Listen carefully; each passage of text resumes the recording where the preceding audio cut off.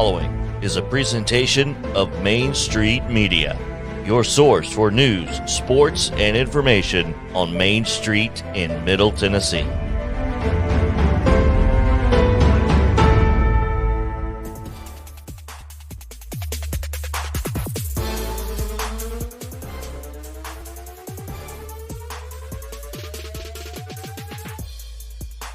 Welcome into a Friday edition,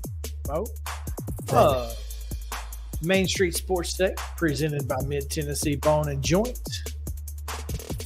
Pretty excited because it's Friday and we're back. You're back. Well, that's right. I'm back. We collectively today are back. Thank goodness, too. I mean, let's be honest.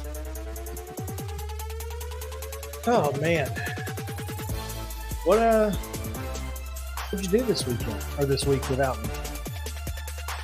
Well, we were fortunate enough yesterday as a thank you notice to get Tommy Bryan from the Wilson Post on, and we took Wednesday off. So, well, that's okay. It's okay. Little midweek off day. Sometimes you need that getaway day. Mm-hmm. Exactly. to get things going. It's going to be a great weekend. We have a lot to get to today, Mo. I mean, the news has just been crazy. But before we do anything else, we have to make note of a new addition to the set. Your midweek vacation was productive in multiple ways. Apparently, I couldn't believe it. I walked into this store at the sports memorabilia and just happened to say, I've been looking for a Middle Tennessee State mini helmet, but I can't find them anywhere. They don't exist on the internet. He said, well, I've got some right over there. Right over there, and went right to him. Huh? I mean, pointed to him directly. And I thought, what in the world? How? And there they were. Gatlinburg is Blue Raider country, huh? Clearly a white version. And the full black version, silver version not allowed. Is that matte black? No, it's a glossy black. It's a glossy. But bummer. I was so excited because we've been looking for one of these for as long as we've had the set. Basically. I mean, a while. Yeah, and couldn't get one to save our lives, and yet now. All it took was you going to Gatlinburg. I feel like the set is complete at this point. It's good to have. We've got Dr. Dyson. We've got a softball. There's probably a certain black and gold helmet that we should try to get. So they had a Star V, and I almost bought it just because it was a black Star V. I mean, if I'd had $200 to spend, I could have gotten a couple more. I could have just loaded up and been in. I mean, they had Tennessee State, had ETSU, which was wild to me. I was like, that even exists. Right. Eastern Kentucky, a good Troy helmet. And I mean, just Troy, which is going to be on College Game Day by default tomorrow. We will talk about this later in the show, but I think it is wild. And when we get to that game, and it's in our pick'em, when we get to, I know, right? When we get to that game, you'll see something very unique about it. And it's interesting. Well, anyway, let me just tell you aren't the only one that has surprises this week. Let's do it. We'll get to it later. Let's get right into it, man. We got a lot to get to. And obviously this is Friday, which means big day for the rundown. So we might as well jump into it as best we can, Mo, and go ahead and get to this Friday rundown. The Friday Rundown is brought to you by Chip Walters of Exit Realty Bob Lamb and Associates. The voice of the Blue Raiders also wants to be your trusted advisor in real estate. Contact Chip at 615-542-1915 or through his website at choosechip.net. Chip Walters, proud to support youth sports across Middle Tennessee. All right, that does not look good. Let's do it that way. In Thursday football action, Clay County down Joe Burns 43-6. It was Grace Christian of Franklin 46, Mount Juliet Christian 7. In volleyball action, University School Nashville 3, Columbia Academy 0. Summertown 3-0 winners over Hampshire, and Independence down Spring Hill 3-1. Also, Loretto defeated Mount Pleasant 3-0. It was Harper 3, Santa Fe 0. Cookville with a 3-2 win over Siegel. Lawrence County defeats Tullahoma 3-1, and Watertown with a 3-0 win over Smith County. Girls soccer action, Bearden down Gallatin 7-0. It was Siegel 6, Blackman 0. Sycamore 6-1 winners over Cheatham County. It was Clarksville Academy over Northeast 4-3. West Creek and Clarksville Northwest 0-0 tie. Draw 0-0 draw on the pitch. Culleoka 5-1 winners over Columbia Academy. Ensworth 2-0 over CPA, and Lead Academy 2-0 over East Robertson. Culleoka Columbia Academy, I assume that there's a story on Main Street Murray. There is indeed. Yeah. Go check that out. Fairview with a 3-0 shutout victory over Montgomery Central. It was Franklin 2, Ravenwood 1. Valor Collegiate and Franklin Road Academy played to a 1-1 deadlock. It was Friendship Christian defeating Middle Tennessee Christian 3-1. Also, Good Pasture with a 3-1 win over Davidson Academy. Harpeth defeats McEwen 8-1. Hendersonville edged Clarksville 3-2. Greenbrier with a 2-1 victory over Hillwood, and Independence blanked Columbia Central 8-0. Laverne 4, Smyrna 1. Lawrence County 8-6 winners over Zion Christian. I bet that was fun to watch. Lebanon, unless you were in goal, it was not fun to watch there. Lebanon 4-0 over McGavick. Liberty Creek 3-0 over Portland. Lipscomb Academy winners over Father Ryan 3-1. Merle Hyde a 12-0 over Nashville. No 9-0 there. Nope. We're keeping score. There is one 9-0 over at Nashville Christians. They win over Easdale Harding, and also Pope Prep 9-0 over St. Louis. Also, Battleground Academy 9-0 over Providence Christian. Oakland with a 3-2 win over Riverdale. Mountain Juliet and Rockvale played to a scoreless deadlock. It was Murfreesboro Central 3, Spring Hill 1. Station Camp blanked White House 9-0. Nolansville with a 4-1 win over Summit. Smith County 2, Watertown 0. Wayne County 2, Loretto 1.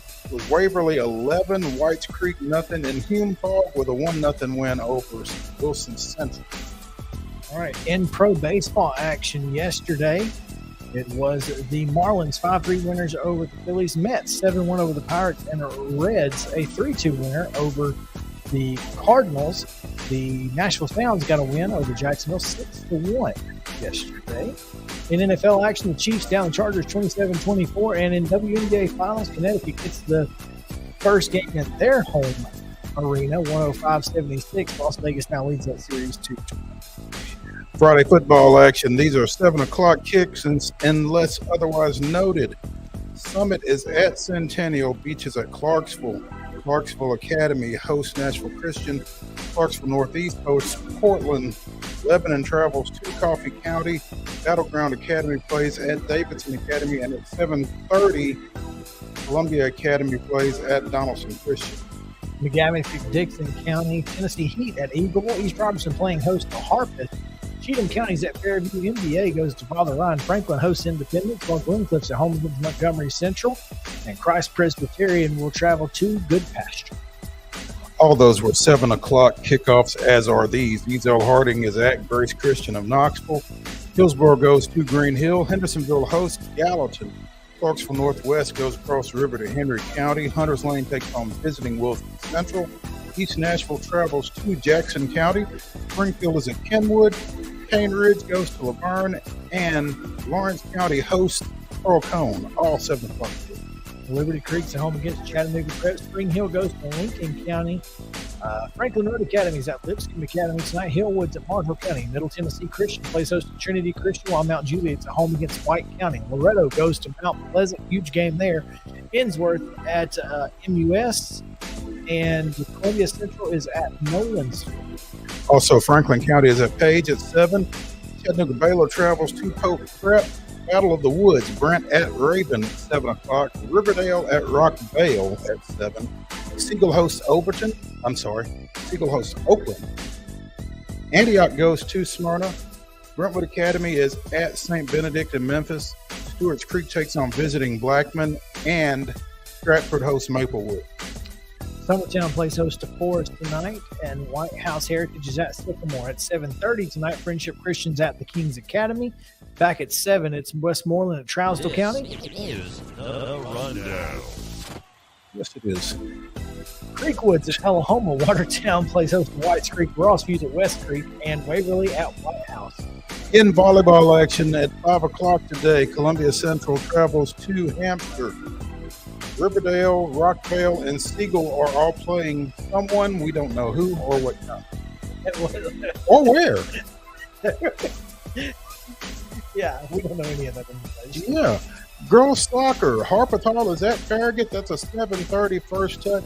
Baylor is, well, we don't know if that's at Farragut. Harpethal and Farragut play at 6:30. Baylor plays Gallatin at 6:30. Hillsborough plays Martin Luther King at 5. That's at MLK. And Our Lady of Good Counsel out of Maryland travels to University School of Nashville. That's a 4 o'clock start. Is that the greatest high school name in the history of time? Our Lady, yes. That's a beat. On Saturday at 11 a.m., Eagleville will take on Grundy County, and then at 1 we'll take on Cascade. Covenant Christian of Alabama is playing Loretto at 9:30. At 11:30, the Lady Mustangs will take on Florence of Alabama, and at 12:30, it'll be the Rogers Pirates. At 10 o'clock, Whitwell plays Middle Tennessee Christian. At 12 noon, MTCS has Warren County. And at 2 p.m., they play Tullahoma. Girls soccer on Saturday. Stewart's Creek is at Chattanooga Christian. Mercy of New York is at Ensworth at 1 o'clock. Greenwood of Kentucky is at Father Ryan at 3 o'clock. At 11 o'clock, Gallatin plays Maryville. At 2 p.m., Houston plays against visiting Nolensville. 6 o'clock, here locally, Columbia Central travels to Lawrence County. And in a 10:30 match, the Franklin Road Academy is at Webster. And on Sunday, Nolensville will take on St. Agnes Academy at 10 a.m.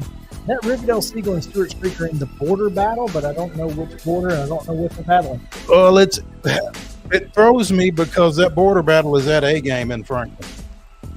Oh, okay. Yeah. Gotcha. That's a big tournament. Mhm. I was there. But I this don't. year. Again, I don't know what border it is. They The just Williamson County border. I guess they all play. They play several teams from different states. That's in. Very, very. On Saturday, college football action on YouTube, Mo. You can catch Austin Peay at Alabama A&M at 2 o'clock. On CBS Sports Network, Vanderbilt at Northern Illinois at 2:30. At 6 o'clock, Akron takes on Tennessee on ESPN+. Tennessee State at Middle Tennessee State. It's a 6 o'clock kick on ESPN+ as well. And Cumberland takes on Pikeville at 2. In professional soccer action, Nashville Soccer Club plays at Austin Football Club at 8 o'clock on Saturday. Yeah. Okay. On Sunday, Game 4 of the WNBA Finals, the Las Vegas Aces play at the Connecticut Sun. The Aces lead that series 2-1, looking to close things out at 3 o'clock on ESPN.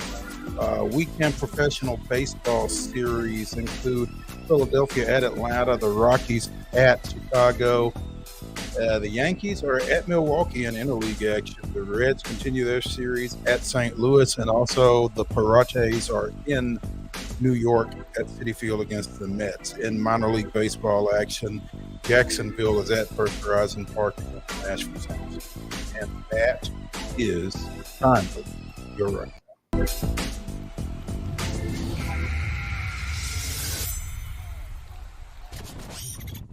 We made it. We did. We did a good job, Jonathan. Well, as long as we think so. Best you can do, considering circumstances. Yeah. It's a lot. It's a lot to get to, but it's okay. We've got a lot of great stories to get to. Our top story today, Mo. Pretty big news if you're a Braves fan. This probably wouldn't have been a great top story yesterday, but considering one of you isn't a Braves fan. But Ozzie Albies officially back, and designated for assignment is Jay Jackson, and on the injured 10-day IL goes Ere Adrianza, With a strained left quadricep. Sure. I don't know when he did it because he looked fine in that start on Tuesday, but hey. It was this morning when Alex Anthopoulos kicked him in the leg. There's nothing wrong. But I'm not even hurt. Oh, yes, I am. I'm hurt now. Yeah. Goodness gracious. And so now and we'll be talking more about the Braves later in the show, but can tell you Ozzie Albies is in the starting lineup tonight, batting 8th, playing second base. So well, that's good news. That is good news. And unless you're Vaughn Grissom. Well, I mean, where's Vaughn? Is he not in the lineup? Who's in left field? Robbie? Yes, Robbie is in left. Acuna is in right. Who's DHing? Wild Bill. Oh, okay. God, it's so crazy that you can just be like, oh, okay. Yeah. I mean, because that makes sense. Grossman's been hitting well, left-handed bat. Mm-hmm. I mean, that's so crazy to me that you can just be like, okay, Vaughn Grisman's not in the lineup. No big deal. Clearly. I mean, and yet this team remains a game out. Again. It shocked me that we went 2-4 on that road trip and came back only a game behind. We went 4-4 because we swept Oakland at the start, but then we went 2-4 against Seattle and San Francisco and lost no ground. I'll take that. Thank you. Cubs. Thank you, Cubs. Appreciate Absolutely. you. Yeah. Chicago National League. Yeah. Oh man. All right. Well, we've got a lot to get to, like I said, and we're going to get to it here in just a few moments as we take a quick break. I want to send our thoughts out to the Him family, as Jeff Him is unable to join us today because his son broke his arm yesterday. And so he is tending to the young Him. And I know that can be a challenge. Yeah. Kids and limbs, sometimes not a great combination. I'm going to knock on wood here. I've never broken anything. Right? That's crazy. Yeah. Like, as a kid, and I was a goofy kid. I mean, I did dumb stuff. Never broke anything. So I'll take that. But anyway, let's take a quick break. When we come back, we will jump into vol news, both on the hardwood / rafters and on the above the hardwood and on the gridiron. So y'all stick with us right here on Main Street Sports Today, presented by Mid-Tennessee Bone and Joint. Be back after this.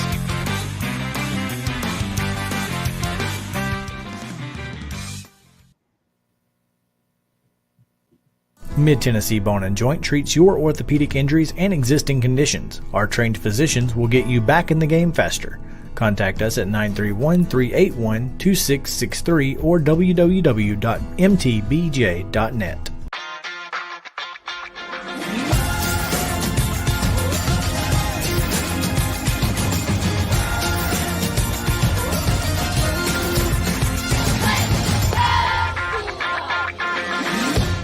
Hey folks, while we take a quick break from the show, I want to tell you about our friends over at Custom Stone Handlers in downtown Columbia.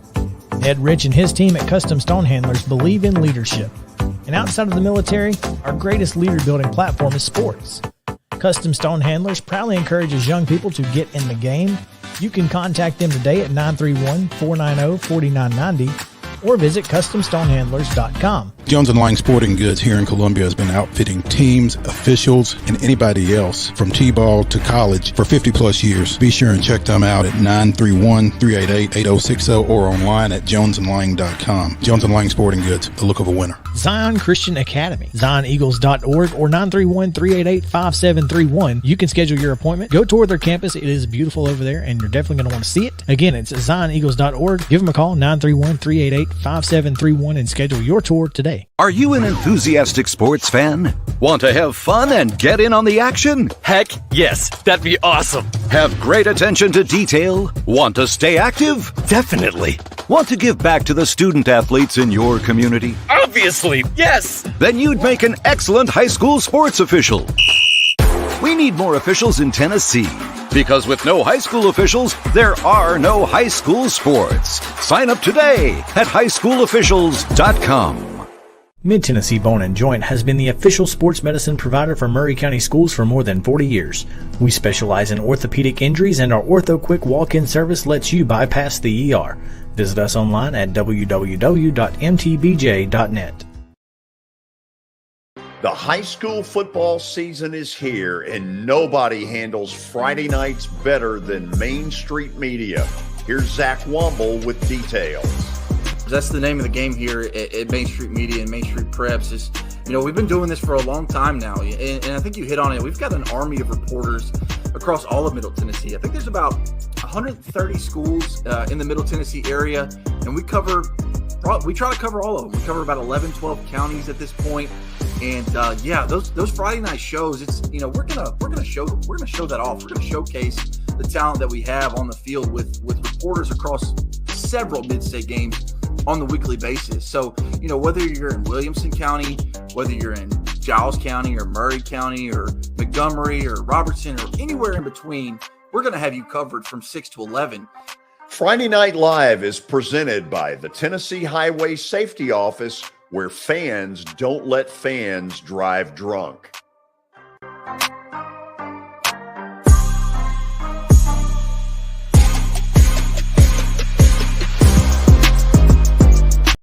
This is Eric Berner with Rockcastle Wealth Advisors. I help people in the pursuit of making their money live as long as they do. People hire me because I use a customized, individualized, personal approach for the person I'm working with. Everyone's situation is different. One area I can help with is if you are newly or nearly retired, or maybe have changed jobs and have an old 401k account. You may need more information to help you clearly understand your options. Call me at 615-235-1058 or email Eric at rockcastlewealth.com.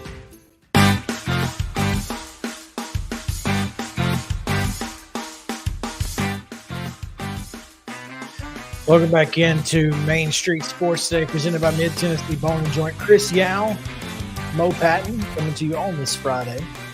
College football picks coming later in the show. Don't forget that. We'll also talk about the Atlanta Braves. We'll also dive into each and every SEC football game that's going to be played this weekend and give our thoughts on those, although a couple of them are in our pick'ems. So we won't talk about Texas A&M,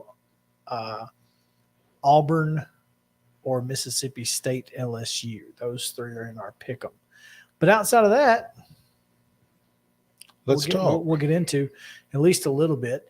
But first, we're going to start with little Tennessee news, as it was announced today that Josh Heupel going to get a little bit of a raise, $1 million. A little bit of a raise? Just a little bit. Yes. It's literally a 20% raise.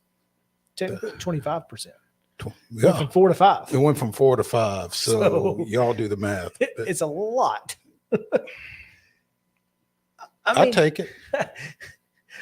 Have you ever gotten more than a 3% raise after a performance review? Oh, we're gonna give you 3%. All right. No, we're gonna give you 25%. How's that? I can get with that. Especially if you're making $4 million already. Well, and this comes after beating Pitt, basically. Yeah, I'm sure it. I mean, I know that there was more that weighed into it, but it's interesting timing to me. I mean, you give a guy a raise before the Akron game. Could have waited till after Florida, is what you're saying? Mm-hmm. Beat Florida, then we'll talk. Yeah. I mean, because worst case scenario, what if they don't? It's not a great look. Oh, so we're giving this guy a raise, and he still can't. And he still can't beat. Yeah, I mean, what makes him any different from anybody else we've had in the last X?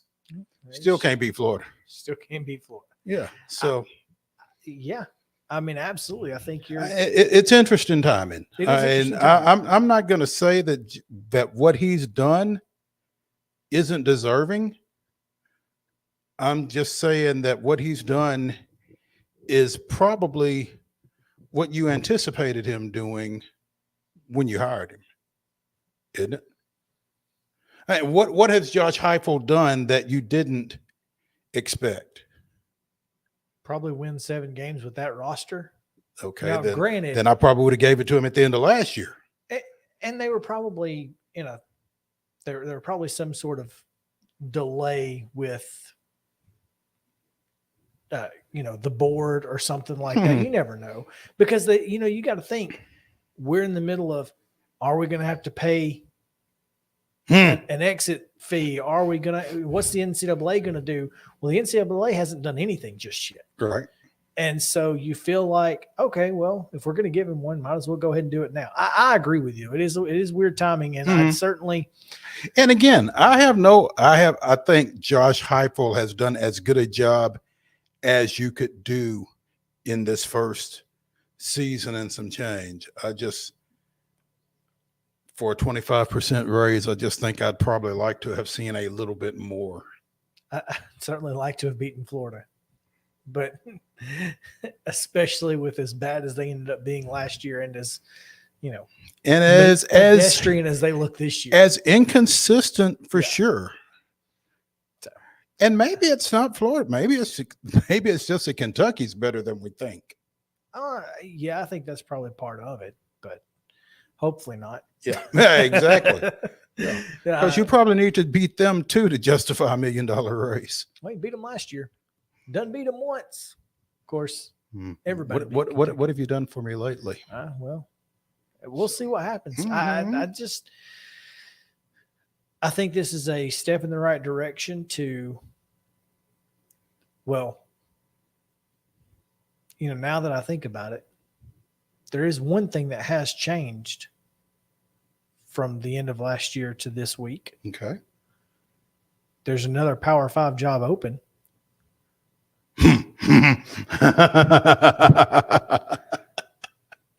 I'm not saying that he would leave and go to Nebraska. I'm just saying that maybe. Because in addition to the raise, he did get an extension as well. Yes. So 2028. I think so. So I'm just saying. Maybe. I'm not saying. I'm just saying. So and maybe it's not necessarily for him, but maybe it's for the staff, because I think they got some raises and extensions as well. Well, and that's a big deal, especially when other people are looking. So thought that was interesting news. It's very interesting, and that's an interesting angle that you present. I don't know. It's the only thing that I can think of that's different from Danny White playing checkers and the rest of chess, and the rest of us playing checkers. I mean, hey man, just so you know, we appreciate you. We appreciate you. And Knoxville is real nice this time of year as opposed to other places in the country. So like Lincoln, maybe. Yeah. Just as a hypothetical. Just throwing it out there. Oh man. That was a good decision on the part of the University of Tennessee. I think a second good decision that was made yesterday was to retire the number 5 of Chris Lofton, who is probably one of the best pure shooters in the history of the program. As the person who let him know of the honor could well attest. There's a nice video out there of Rick Barnes during practice yesterday, making the announcement to Chris Lofton that they're going to raise his jersey to the rafters at halftime or during the Kentucky game. Yes. At TBA, which makes sense with Chris being a former Kentucky high school great, and with some of the things that he did against Kentucky. I mean, who better to honor him against than the Wildcats? I can't think of anybody better. Texas, maybe. Well, and they get Texas at Thompson Bowling this year in the Big 12 Challenge. So, but no, I think Kentucky is probably the best way to go for that. It is. So. It is cool, and glad to see them honoring Admiral Schofield's number. Yeah.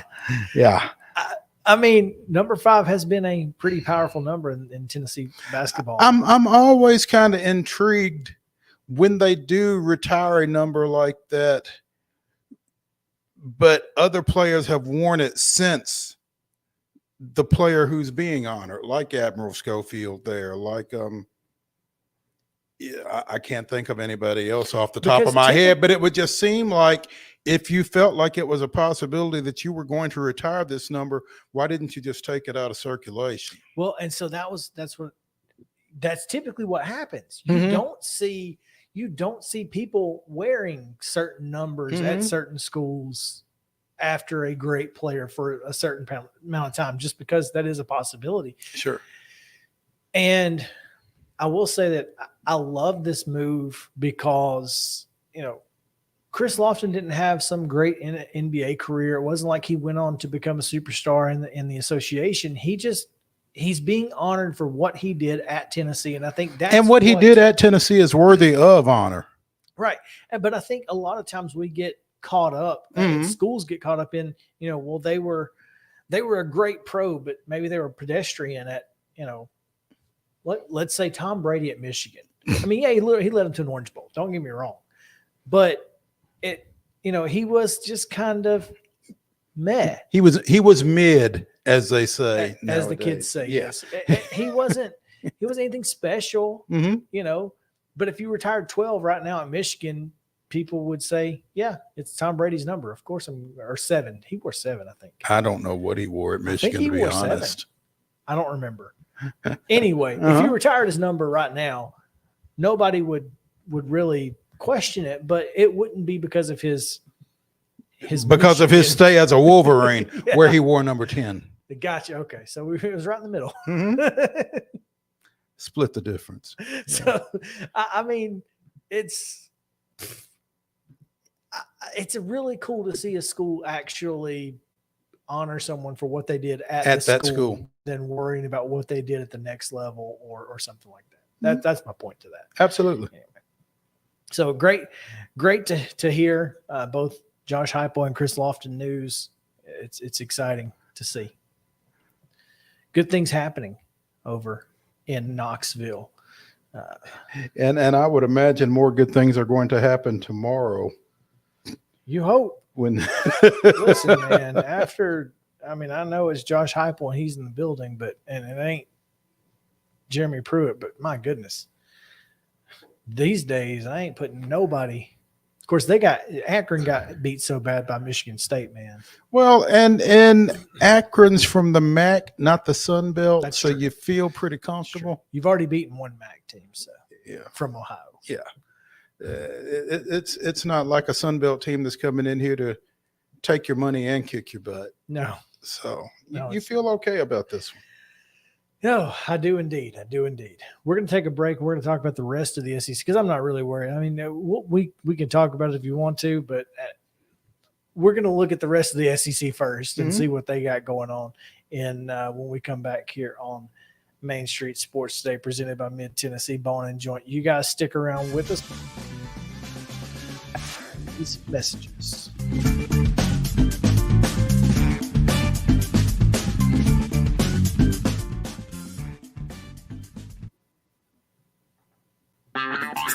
This is Chris Yao with Main Street Sports Today. Every show, Mo Patton and I welcome friends from all across the sports landscape, from high school coaches and reporters to national, college, and pro sports personalities. You never know who might stop by for a chat. AP Tennessee Sports Editor, 3-time Tennessee Sports Writer of the Year 2020 TSWA Hall of Famer. She covers the Titans, the Predators, the Grizzlies, college football, and hoops. Please make welcome Teresa Walker. Former University of Tennessee, former Team USA Olympian, ex-Cy Young Award winner, R.A. Dickey. R.A., did I miss anything? Man, that was sweet. Yeah, I need to listen to that before I go to bed every night. That was nice. Has 5 sports Emmys. That's not bad for the other guy in Wham, Ryan McGee. Other guy in Wham married the best looking girl, Bananarama, so other guy in Wham had a pretty good life. From preps to pros, we're taking on the sports topics you care about. Tune in across Main Street Media social platforms at 2 p.m. or on demand on your podcast distribution platform of choice.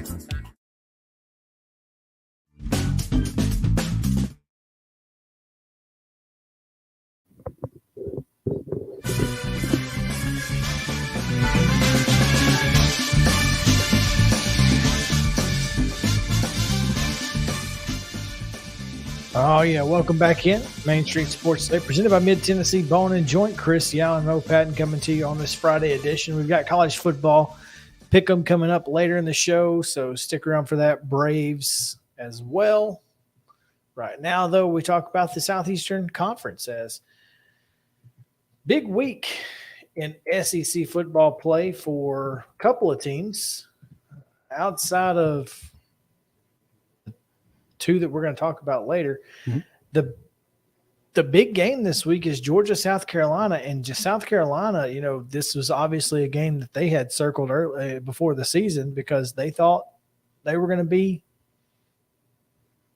better. Of course, again, we have talked about it all off season. Mm-hmm. Arkansas they are the, if not Alabama team. Mm-hmm. And to me, this one is huge for them, for South Carolina to bounce back, because after last week, you feel like this team really needs to show up against the number one team in the country. The problem is that the number one team in the country is probably head and shoulders better than everybody else in the game. Seems so. I mean, they seem to be – Georgia seems to be what we have expected out of Alabama for the last 5 years probably. I mean, they are just you saw it in the way they dismantled Oregon last week. You'd have probably expected them to handle the other Bulldogs of Samford a little bit better than they did last week. But, I mean, I don't know how that game went either in terms of who played and how much and that kind of thing. It was 33-0. So, I mean, Samford didn't score, and that's typically a pretty good offense that Chris Hatcher puts on the field. So, I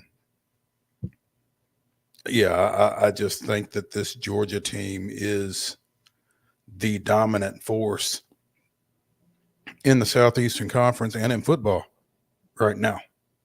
I would agree. They're really clicking on all cylinders. And to expect South Carolina to do much with them at all, I think is an unreal expectation. And I don't know that you can judge South Carolina or Shane Beamer off of this game at all. So let me ask you this, because we talk about it all the time. This is an 11 o'clock kick. Now, South Carolina's used to that. I mean, they played last week at 11. Right. Their game day experience isn't anything different. They're at home. Georgia's going to have to do a completely different game day routine for an 11 o'clock kick on the road. Mm-hmm. How much of an impact can that have on this game? It might piss them off. That's possible.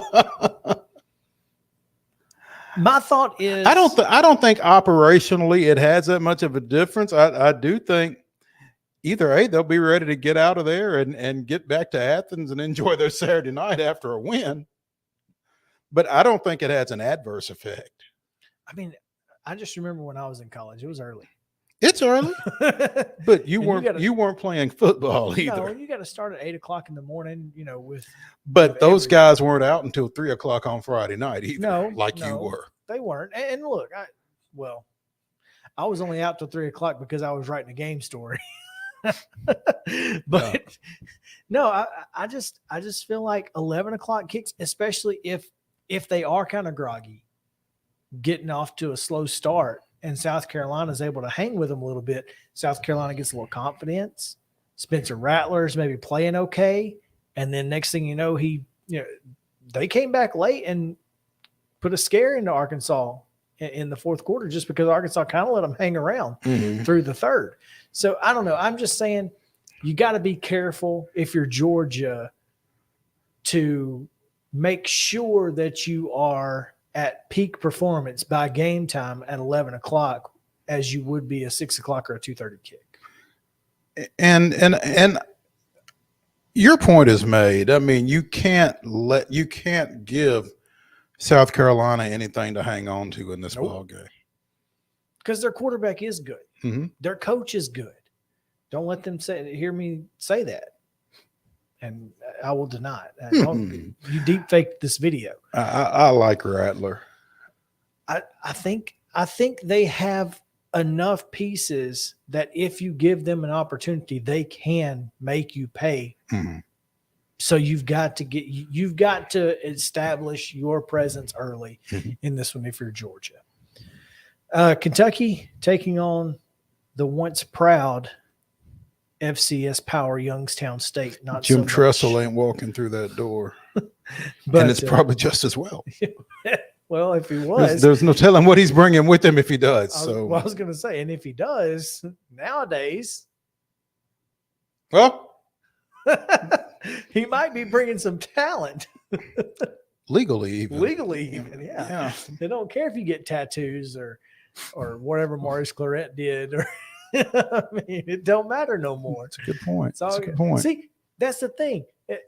It was really just an NIL deal. That's all Ohio State. Now, Reggie Bush a little bit different because they just gave him a car. But like the tattoos and stuff, selling jerseys, that's all legal now. Jim Tressel was ahead of his time. He was just ahead of his time. That's all it was. Have you seen those Wendy commercials with Reggie Bush? Yes, they're fantastic. Wow. Trolling everybody. Yeah, right. Number 9, Kentucky. It's 11 o'clock kick as well. SEC Network. I don't think this one has as much impact because I think Kentucky's had some 11 o'clock kicks. Kentucky has had some 11 it. o'clock kicks. I think And they're at home. I think they get it. And I think with them being ranked number 9 in the country, I think whatever an early kickoff might do, I just think that they are poised to prove that they are worthy of a top 10 ranking. This may be a bad place for Youngstown. Yeah, there you go. Missouri at home against Abilene Christian, also at 11. If you want to watch it, I don't know why, but if you do, SEC Network Plus. Unless you're just looking for Abilene Christian to beat Missouri, but I don't think that's going to happen. I don't think that's going to. Drinkwitz can pack his bags, though. Well, we've seen it happen in the past week. I don't think Eli Drinkwitz is on the thinness of ice that Scott Frost was last week, though. But no, I don't think Missouri can lose to Abilene Christian. I don't think they do lose to Abilene Christian. I think they've got enough talent to get past this one. But like you said, you would have to be kin to somebody playing in this ball game to really go find it on TV, I think. At 2:30, number 20 Ole Miss is at Georgia Tech on ABC. This is an interesting game. I want to see what Dante Smith does against Ole Miss. I think Georgia Tech's offense can give Ole Miss some problems. Yeah. I mean, Sims is a nice dual threat guy back there. I don't know that Ole Miss has seen anybody that dynamic at that position yet this year.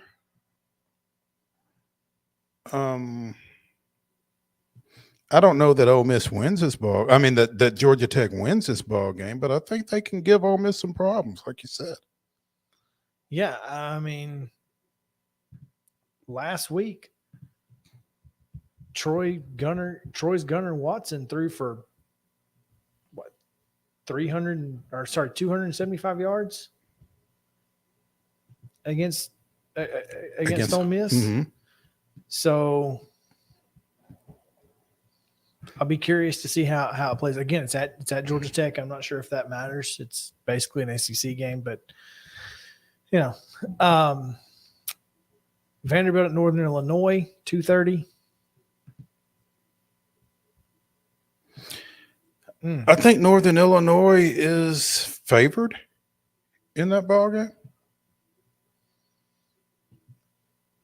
That's a good question. I don't know the answer to that. I believe they are. The SECsports.com certainly would not tell me that. Northern Illinois is a 2.5 point favorite. You know what? I think that's in our pick'em. Oh, I'm pretty sure. I thought I saw it. Maybe not. No. Okay, good. Good. What would you pick? I think Vanderbilt just is too good on offense. People are getting caught up in what happened last week against Wake Forest. And Wake Forest is really good, and they're not seeing Wake Forest is really good. Sam understanding. Hartman is really good. Yeah. I think if Sam Hartman doesn't play in that ball game, Vanderbilt wins that ball game. I would probably agree with you. I think Vanderbilt covers and wins this one pretty big. I think they win in double digits. I think Mike Wright is a difference maker. Yeah, that's what I'm saying. Their offense is too good. Mm-hmm. Yeah. As long as his confidence isn't hurt too much from last week. But I think Clark Lee explained what was going on there. I think that coaching staff will do a pretty good job as far as that goes of keeping him up. Man, listen. This isn't you.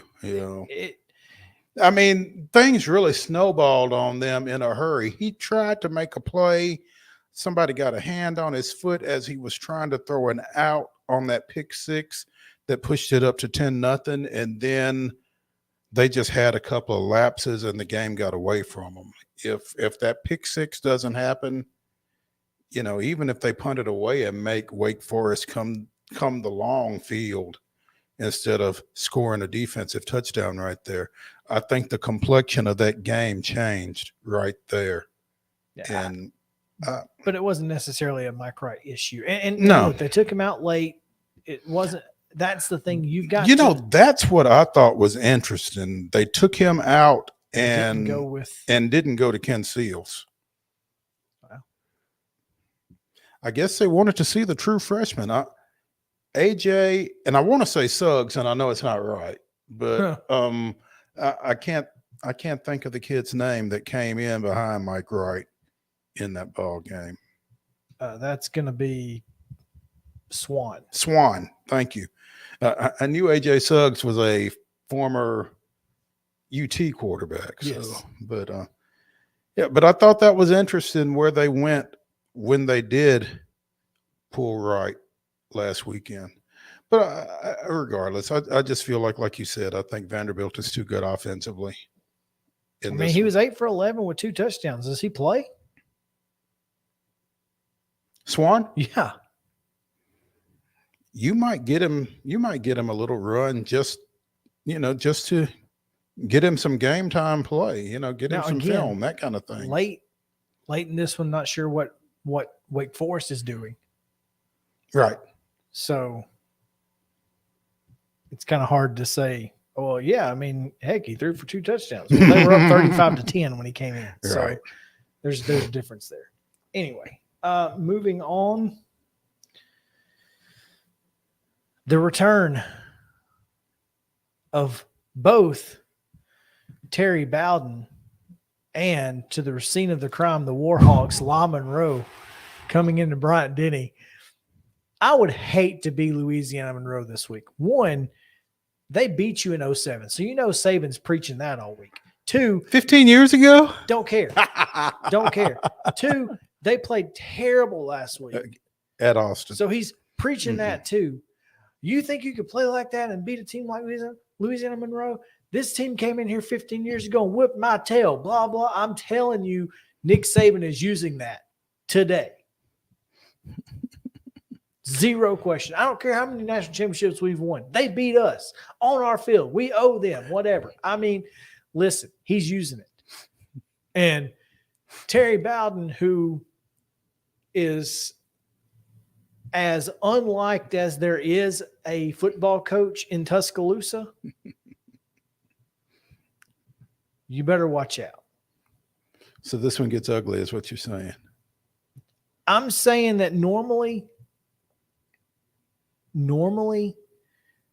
Saban will take off will take off the gas in the first half after halftime. I don't know that will happen on Saturday.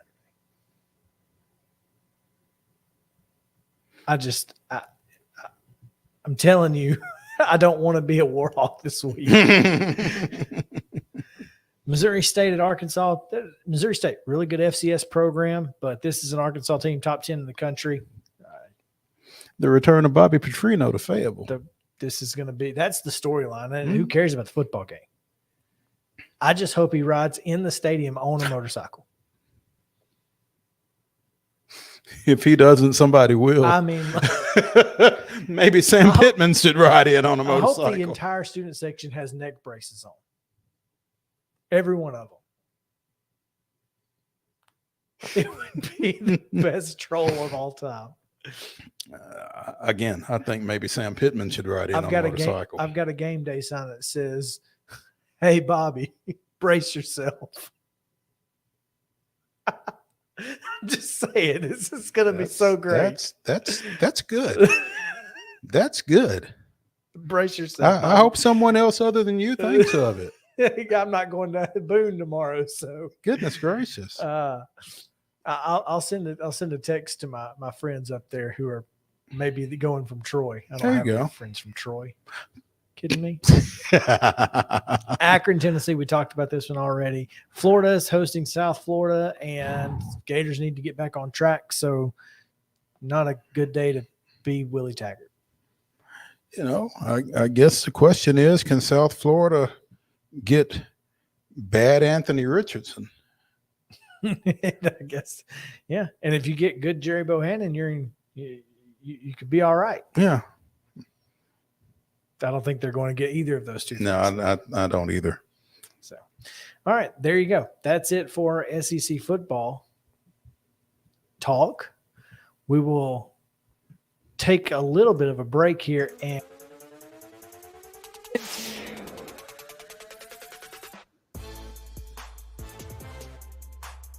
here on Main Street Sports Today, presented by Mid-Tennessee Bone and Joint. We will be back right after these short messages. Mid-Tennessee Bone and Joint treats your orthopedic injuries and existing conditions. Our trained physicians will get you back in the game faster. Contact us at 931-381-2663 or www.mtbj.net.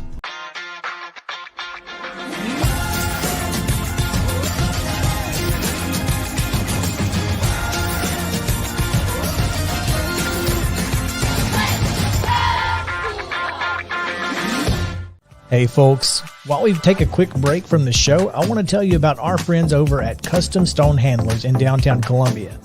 Ed Rich and his team at Custom Stone Handlers believe in leadership. And outside of the military, our greatest leader building platform is sports. Custom Stone Handlers proudly encourages young people to get in the game.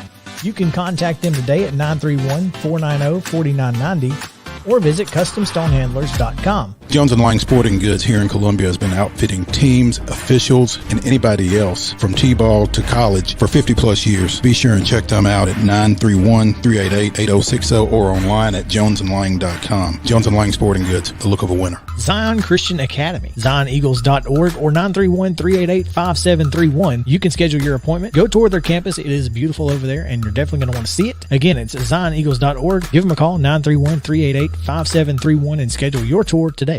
A game without a crowd is just a scrimmage. A performance without an audience is just a rehearsal. Without your presence, high school sports and the performing arts aren't possible. Ensure that these essential extracurricular activities continue to enrich the lives of students in Tennessee. Purchase a ticket to your local high school's game or performance. This message presented by the TSSAA. Mid-Tennessee Bone and Joint has been the official sports medicine provider for Murray County Schools for more than 40 years. We specialize in orthopedic injuries, and our Ortho Quick walk-in service lets you bypass the ER. Visit us online at www.mtbj.net.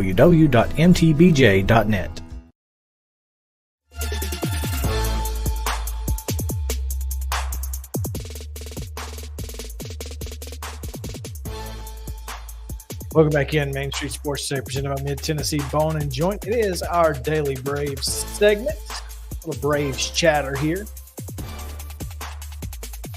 Always excited to get the Braves on. Mo, as we mentioned earlier, Ozzy Albies is back, and as so many of our friends on Twitter have said, it's like making a trade without having to trade anybody. I didn't know Chip was on Twitter.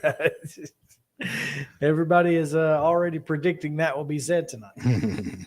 So we'll see what happens. I don't. You know it will. Oh, undoubtedly.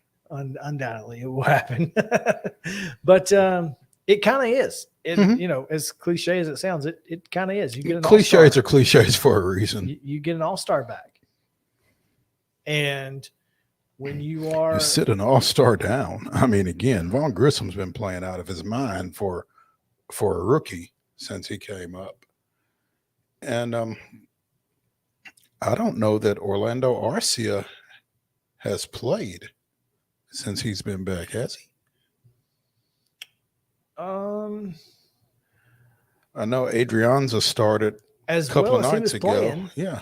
And no, you're right. I mean, and Arcia was playing as well as anybody. Right, when he got hurt. And then you bring up Vaughn Grissom, you bring up, you bring Ozzie back up, and now you're sitting in a situation where Robbie Grossman is helping you. There's not enough at bats to go around with this team as it's currently constructed, but that's okay. I mean, hopefully Ozzie can continue, what he did the last few games down at Gwinnett as he gets back into the lineup. What was he, 5 for 5 in his last, and then a walk-off homer to cap it off? Yes. That's pretty good. Is that good? It seems good. And I think he was like 6 for 8 in the final 2 games with the walk-off homer and a triple as well. So he's like, dude, get me back up there. I'm ready. I'm ready to roll. So, right now, as you see the standings, the Braves a game back after the Mets with the win over the Pirates yesterday. The Mets have played 2 more games than the Braves. Braves have 2 in hand, which when you're a game back is kind of a big deal because you can gain ground without having, if you play even from here on out, you can gain ground. But again, the full game, as a matter of fact. It's that series next weekend, I guess. No, 2 weekends. The 30th, 1st, and 2nd, when the Mets come to Truist Park, whatever it is. Truist Field is in Charlotte. Charlotte, thank you. Truist Park. The entire park. The whole park. You just feel like that's going to be where this thing pivots. Well, and we've been saying it for 2 months now, but the Braves have continued to keep themselves in position for that to be a possibility, if not a probability. I mean, the Mets can't get away from them. Well, here's the thing. And the Braves aren't even able to pull ahead of them because, again, did the Cubs sweep them? No, 2 out of 3. 2 out of 3. But the Braves were unable to take advantage because each time the Mets lost, they lost. I'm sorry. You're right. The Cubs did sweep them. Okay. 5-2-4-1-6-3. Yeah, that's frustrating. It is. That's frustrating. When you're playing a team that is – because San Francisco's not great. 69-74, under 500. I mean, they're not Pittsburgh Cubs, Marlins bad, but they're not great. They're a team you feel like you should take 2 or 3 from. At least. And weren't really in a position to win any game but the first one. Yeah. San Francisco got those add-on runs in both those other 2 games late. So you just, the good thing about it was neither of those were games that got blown. And you saved your pitching, your bullpen. Yeah, Charlie Morton, gave up 4 earned runs, but again, through 5 innings was great. You just don't know what you're going to get out of Charlie right now. It's almost like that 5th inning is where it just unravels. Get him out. After 5, get him out. Gave up 2 in the 6th. It's kind of it's odd. It's interesting. It's frustrating that as good as the Braves have been, you've got two dead spots in the rotation, basically with Morton and Odorizzi. I don't know that that's the case, though. I mean, Morton has not been bad outside of after the 5th inning in the last 2 months. Mm. The guy has pitched really, really well for the last 2+ months until you get to that third time through the lineup, at which point I don't know how many times you have to see it as a manager to know what to do about it. Goodness gracious. And Charlie, he's a great professional, and he's always going to feel like he can go another inning. But sometimes you got to save pitchers from themselves. Yeah. But that's frustrating. Brian Snitker is never going to be in any real trouble because he is a World Series championship manager. That's at the top of his resume now. But aren't there 10 other managers you'd rather have? I can think of 2 off the top of my head. One of them you're not going to like. But after seeing what he did, what was it? 2 or 3 nights ago, when it was right before the Braves came to town, when the pitcher showed him up on the mound. Oh, Gabe Kapler. Gabe Kapler. But you heard what had her. That guy got sent down the next day. The next day. Yes. Oh, everything's cool. You know, it's heat of the moment. Yeah. Just kidding. Deuces. Yeah. See you in Sacramento, big boy. I mean, yeah. I like Gabe Kapler, and then I would take Dusty Baker over anybody right now. 100%. I would take Dusty Baker over anybody. I think one of the greatest tragedies in Major League Baseball is that Terry Pendleton has never gotten an opportunity to manage. He's coached everywhere else. But, the Braves are stuck with Brian Snitker for as long as he wants to be here because he's won a World Series. And maybe he deserves that. I don't know. But the way he handles some situations is really frustrating to watch as a Braves fan.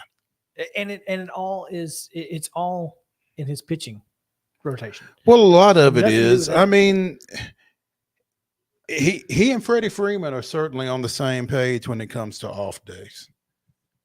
Because I think Austin Riley could use a day off. I think Matt Olson could use a day off. Matt Olson has not taken a day. Nobody else has played first base for the Atlanta Braves this year other than Matt Olson.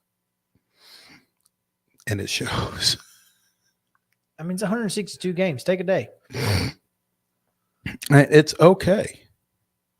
And right now, we got plenty of options. Yeah. Because you could stick Riley over there and you could stick Grissom at third. You could stick Riley over there. You could stick Arcia at third. You could have put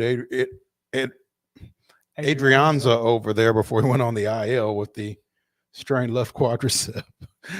But, yeah, you have options. I mean, you could probably stick Contreras over there. You could do a lot of things, rotate some guys, keep some guys fresh. I just feel like an off day every now and then. Cal Ripken's not walking through that door. Nobody's going to play 2,600 games in a row. And I think the way the game has changed, I don't know if that's even necessary. It's not. I'm not sure what it's proving to go out there every day and be dead tired in game 155. Is he though? The first base is not a taxing position physically. But just posting up every day and going out there. Yeah, that's the thing. And grinding through 4 or 5 at bats a game and that kind of thing. That's the thing. That's where I just think mentally sometimes you need a day.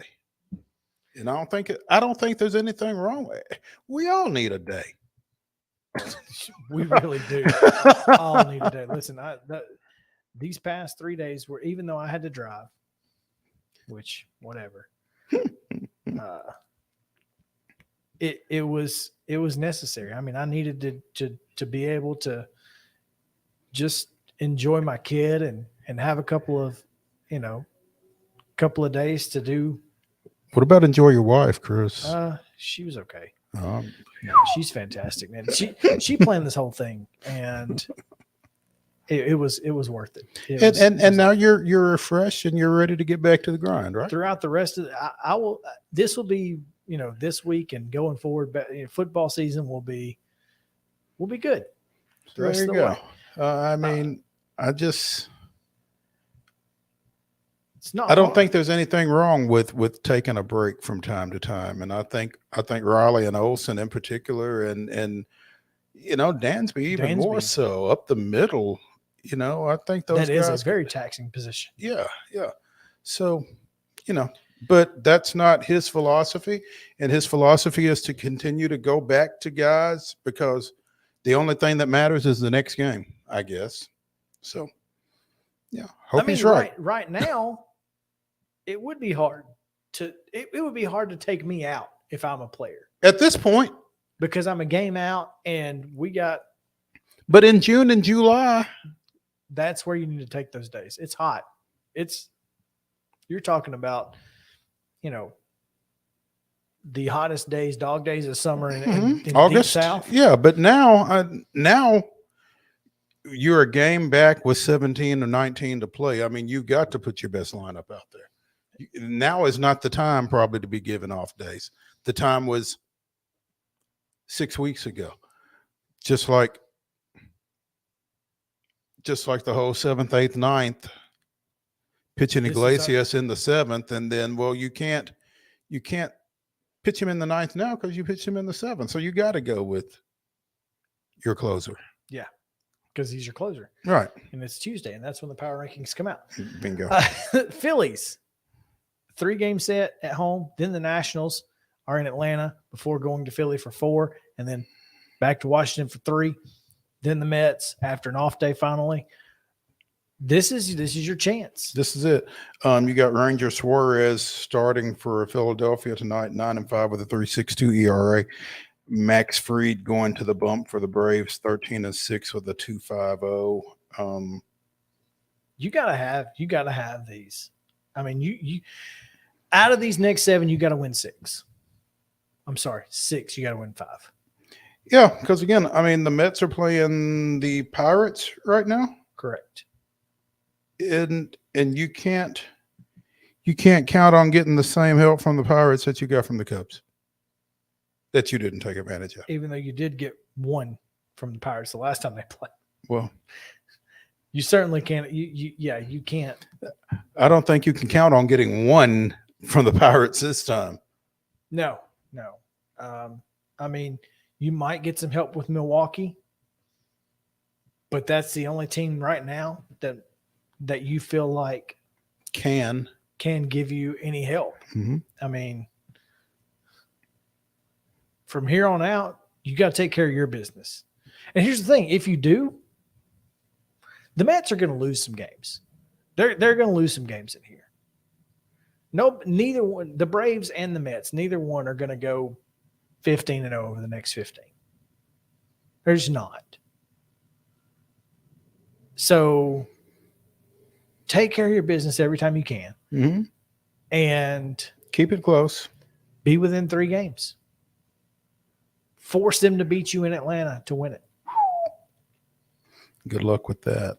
So, meanwhile, David O'Brien at D'Brien ATL tweeted a couple of hours ago, Braves rookie Vaughn Grissom hit 420 with a 660 slugging percentage and a 1.123 OPS in his first 14 MLB games, including 12 wins. In 17 games since, he's hit 210 with a 339 slugging percentage and a 607 OPS. Braves are 10-7 in that stretch. So the off day doesn't necessarily come at a bad time for Vaughn Grissom, but I am interested to see how they take advantage of his talents down the stretch. I am too. Let's get to the Wayback Machine. Tell us what happened this day in Braves history. September 16th, 1997, Eddie Perez's sixth-inning grand slam was the difference in a 6-4 Atlanta win over San Francisco. It was the Braves' 11th grand slam of the season, tying an MLB record. 11 grand slams in a season. In a year. That's wild. That's solid. All right, we're going to take a quick break. Don't forget, college football pick 'em on the other side. High school football tonight, and that's it's gonna be fun. I'm gonna be on at 6:50. Are you on tonight? Yeah, I'm on at 6:45. Oh, so I'm sorry, 6:25. Oh, I was gonna say, don't run long then. No, no, I'm on at 6:25. 6 o'clock start tonight on Friday Night Live. Here's a little bit more about that. The high school football season is here, and nobody handles Friday nights better than Main Street Media. Here's Zach Womble with details. That's the name of the game here at Main Street Media and Main Street Preps. Is, we've been doing this for a long time now, and I think you hit on it. We've got an army of reporters across all of Middle Tennessee. I think there's about 130 schools in the Middle Tennessee area, and we try to cover all of them. We cover about 11, 12 counties at this point. And those Friday night shows, it's we're gonna show that off. We're gonna showcase the talent that we have on the field with reporters across several mid-state games on the weekly basis. So, whether you're in Williamson County, whether you're in Giles County or Murray County or Montgomery or Robertson or anywhere in between, we're going to have you covered from 6 to 11. Friday Night Live is presented by the Tennessee Highway Safety Office, where fans don't let fans drive drunk.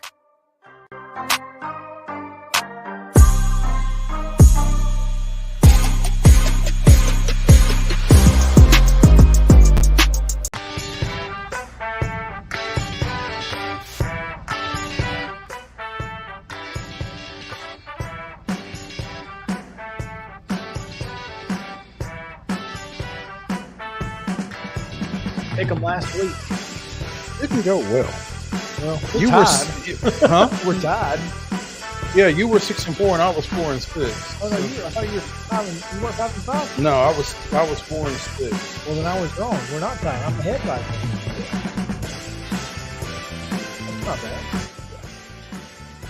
Yeah, let's see. We both missed Alabama. We both missed Wisconsin. We both missed Florida and Baylor. And then I missed Tech and Houston. Right. Well, yeah, and then I missed Iowa State and Iowa. The hook got me on both those. So, yeah. But it is what it is. Let's see what we got this week. Let's go, and we'll start with the former Big 8 showdown. 11 a.m. on Fox, big noon kickoff. Number 6 Oklahoma at Nebraska. Home dog, 14.5. See what you think about them home dogs, Mo. Used to be your thing. Now they did used to be my thing, and I just don't know what to expect out of Nebraska. I mean, had it not been for the coaching change, I'd have been all over this with Oklahoma. All of a sudden, I think the Huskers may play with a little pride in this one. I'm going to take Nebraska to cover here. Mickey Joseph, the first black head coach in Nebraska history, not just football, in any sport. Yeah, that's pretty crazy. Mm-hmm. But then again, it's cold, and nobody wants to be there on purpose. So you take what you can get. Yeah. Let's just be honest. At least he's from there, though. I think that kind of plays into it. I think he's an Omaha native, and he played there. And this is my point. Yeah, you gotta want to be. You gotta want to be there. Yeah, this is my point. Yeah, I'm taking Nebraska too. Here's the thing: 14.5 points. Just like I told you, I took Appalachian State last week against Texas A&M because they made that line so low. It was like 17 points against Texas A&M. they were begging you to pick Texas A&M for some reason. Mm-hmm. They're begging you to pick Oklahoma here. So I'm going Nebraska. Yeah. Vegas knows something. I don't know what it is. They always do. They always do. 2:30 kick, top 25 matchup. The Cougs at Autzen Stadium, number 25, Oregon, 3.5-point favorites on Fox right after that Oklahoma-Nebraska game. This is a pretty good day for Fox. It's not bad. It's not bad. I don't think Oregon's as bad as they looked against Georgia a couple of weeks ago. It's Georgia. Yeah. Yeah.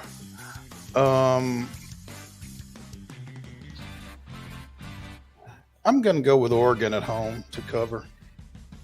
I agree completely. I think Oregon covers. I think this is the kind of game that Oregon typically wins. They're not. This is they're kind of, and a game that Bo Nix typically wins. A game. Well, he certainly needs to. They they haven't been touted anymore. Yeah. They're kind of flying under the radar a little bit. Back under the radar. Mm-hmm. So that's the kind of game where you typically see Oregon and Bo Nix specifically end up in a good spot. Speaking of Bo Nix, couldn't quite get the win last year in Beaver Stadium, but almost. Now, number 22 Penn State comes to Jordan-Hare. Here's your home dog. 2.5 for Auburn. 2:30 on CBS. I wish we knew if Auburn was going to wear the orange jerseys. They are not. They are not? They are not wearing the orange jerseys. What they will be wearing the white, blue, orange, blue, white stripe. Normally they have the white, orange, white. Mm-hmm. They've put the space in between the white and orange again, which is that's their traditional. Okay. Uniform. So that's unfortunate. I've never seen Auburn in orange jerseys. Have you? I can't think of a time. I can't either. I mean, I think that would have sealed the deal for me if they were, but I'm going to go with Auburn anyway. Look, I tweeted this earlier. Jake Crane of Crane & Company tweeted out that there's just something about Jordan-Hare. Now, this is not a night game like last year, but in most cases, I would tell you stadiums don't matter. In Auburn, Alabama, it does. There's literal voodoo in that place. I don't know what it is, but Auburn's going to get the win.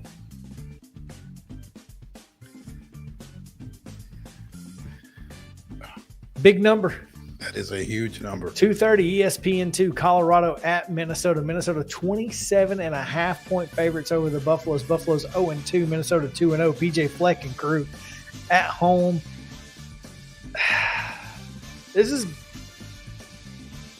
That's a lot of points. It's a big number, but Colorado's not very good, and I think PJ Fleck and the Gophers are going to row the boat. I've got Minnesota. I think it's too big for me. I'm going Colorado. I understand. It's just too big. All right, here's what I was talking about. College Game Day in Boone, North Carolina. ESPN, ESPN2, Pat McAfee in tow. How about that? It's interesting. It's very interesting. I didn't watch college game on the TV. I didn't watch last week because I was umpiring until we got rained out. But I mean, the one thing that I was picking up on Twitter was that he talks a little too much. He's entertaining, though. That's all there is. He's entertaining. And honestly, I think they're trying to help Corso out. And listen, I'm a big Corso fan. I like Lee Corso.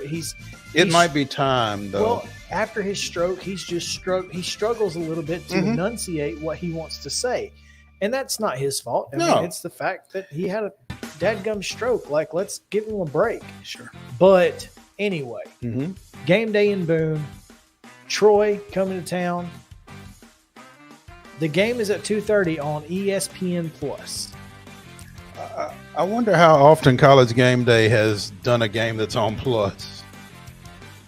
What in the world? How can you not get this on You or News or something that everybody gets. Yeah. Plus, it's wild. For game day, that's pretty wild. I don't think it matters. I think Appalachian State, not Appalachian State, by the way. You misspelled it. No, that's right. I think 2 touchdowns is about right for the hosts in this one. I've got App State. This is another one where I'm trying to figure out what Vegas knows.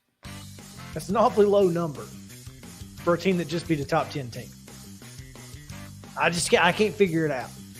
I think Appalachian State wins the game. I think they probably cover this spread, but I'm still trying to figure out what they know because it seems like a low number. And the last time I said that, they were right on it. Mm-hmm. So I got the Mountaineers, okay. but you're suspecting curious. something. As the kids would say, that's a little sus. Yeah, it might even be a lot sus. 5 o'clock ESPN, Mississippi State at LSU. 2.5-point dogs at home at a late afternoon kick, which will go into the evening.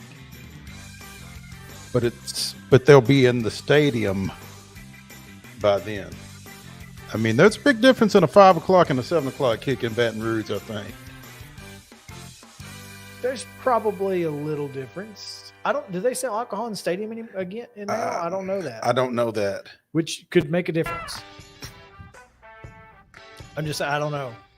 So, does LSU sell beer at football games?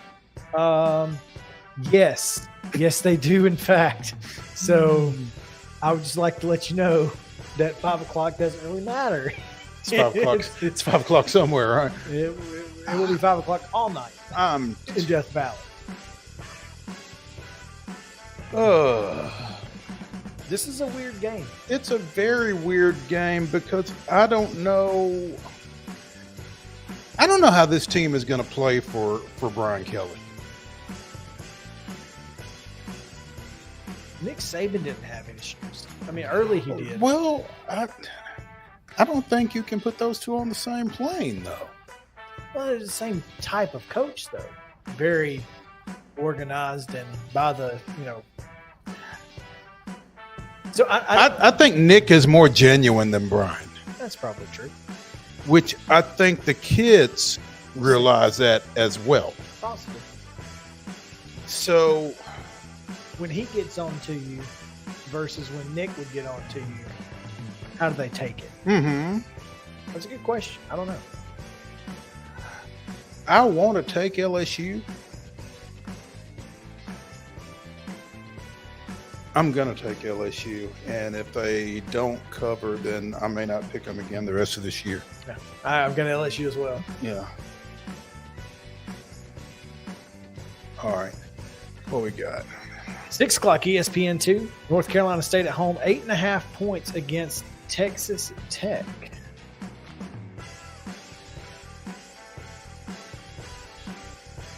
A lot of folks have been pointing to this game. Have they? For NC State. I think this is a big game for them. I think against a Big 12 team, albeit a Big 12 team that only beat Houston by 3 last week at home. That you didn't think they were going to do at all. No, I did not. I didn't. So, but NC State is my pick to win the ACC as well. So this game doesn't count. This game does not count toward that. But it doesn't count toward ACC championships. But I think in terms of confidence and other things that come with it, I think, against another Power 5 team. I think if NC State is going to win an Atlantic Coast Conference championship, they have to win games like this. So I'm taking the Wolfpack. All right. I took Texas Tech last week because I thought home game. There's a lot of reasons that I just thought Texas Tech probably was going to win that football game. Mm-hmm. This week they have none of those reasons. I'm riding with Aunt Kay's pack. Sure, she's my aunt. How many Yows could there be? My cousin. Yeah. My cousin Kay. Cousin K. I like it. 6:30 ABC, 11, Michigan State at Washington, a home favorite against the number 11 ranked Spartans. How about that? How about that? This is again very odd. It's an odd matchup. This is an odd matchup. And, you know, it's 6:30 here. That's right. 4:30. It's 7:30 in East Lansing. It's 4:30 in Washington. I don't know if any of that means anything to Michigan State or not. I think I'm going to go with the Huskies in this one. I can't do it. I got Michigan State. I understand. I just you can't lose. You can't lose this game. Now, then again, Joe Rexrode, Michigan State fan, somewhat, said he didn't think this team was very good. This Michigan State team? That's what he said. He'd know. I mean, I think he would have as good a feel for that as anybody in these parts. So we'll see. I just don't know how you lose. How do you lose that game? I don't know. You can't But lose to Michigan State. I just don't have a good feeling about it for Michigan State. There you go.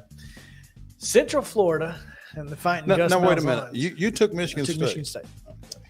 Central Florida and the Fighting Gus Malzahns at Florida Atlantic, who are 10.5-point dogs to the Knights. You can catch this one on CBS Sports Network at 6:30 if you're into torture and that sort of thing.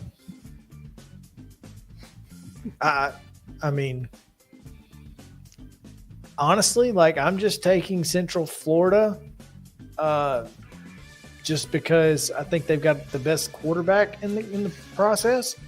But that's literally, like, I don't know. I'm taking UCF just because I think they're the better team. I mean, 10.5 points may be a lot of points in this ball game. I just don't know. But I'm going to take UCF to cover. I'm doing it strictly based off quarterback play. Mm-hmm. And then finally, the nightcap, 8 o'clock on ESPN. Number 13, Miami, and my pick to win the ACC, Hurricanes at number 24, Texas A&M.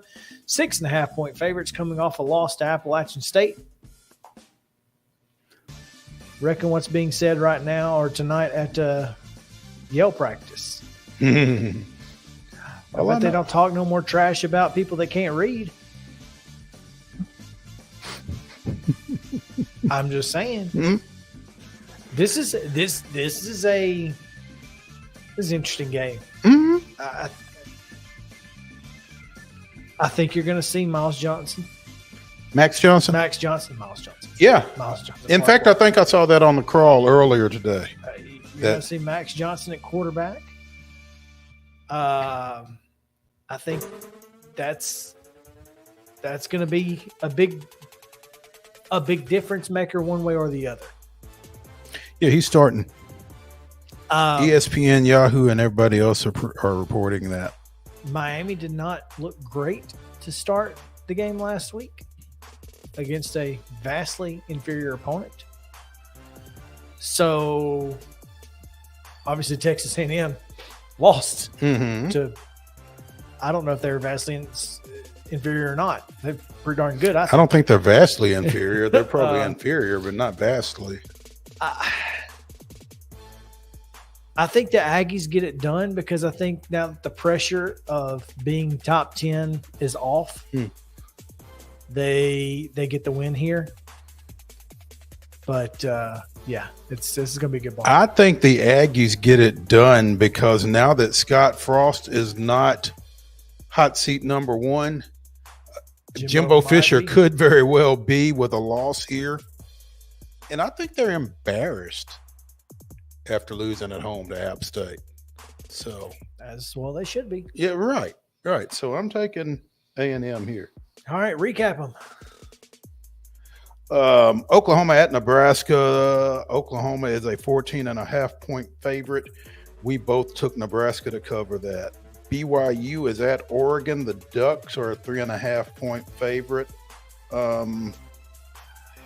We've got no, I'm sorry.